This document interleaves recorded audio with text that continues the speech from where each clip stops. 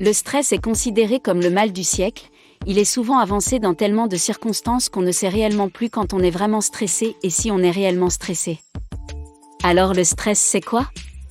C'est une réaction physiologique qui fait suite à une émotion et qui va être déclenchée par un stimulus qui peut être mental, émotionnel ou physique. C'est le système nerveux autonome qui va entrer en action et va entraîner des réactions comme l'accélération du rythme cardiaque, les jambes en coton, des rougeurs, une perte totale de moyens, des tremblements. La notion de stress est totalement individuelle et le stress perçu dépend de différents facteurs comme la nature de la situation, l'évaluation de nos ressources et de nos capacités, de notre état de santé et de notre vécu, notre histoire. Pour apprendre à le gérer, il va falloir distinguer le stress, c'est-à-dire la réaction d'une personne dans une situation, et les stresseurs qui sont les éléments et le contexte dans lesquels survient le stress. Pour commencer, il y a la phase d'alarme. Le système sympathique entre en activation et le système parasympathique se met en retrait. Notre cerveau et notre corps, conditionnés pour faire face à des stimulus qu'ils considèrent comme des agressions, va réagir pour y faire face. Avec une augmentation du rythme cardiaque et de la respiration, une augmentation de la pression artérielle et une contraction des muscles. Ensuite, c'est la phase de la résistance.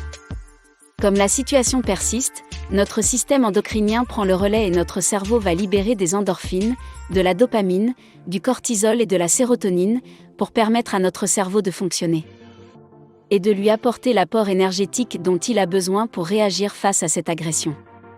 Quand il pense que le danger est passé, l'organisme va suspendre cette suractivité et retrouver son métabolisme naturel. Quand la situation est terminée et que les stresseurs ont disparu, c'est le moment de récupération et le système parasympathique reprend du service, c'est la phase de récupération. Il peut suivre une phase d'épuisement. Si la situation de stress continue, cela va considérablement affaiblir notre organisme.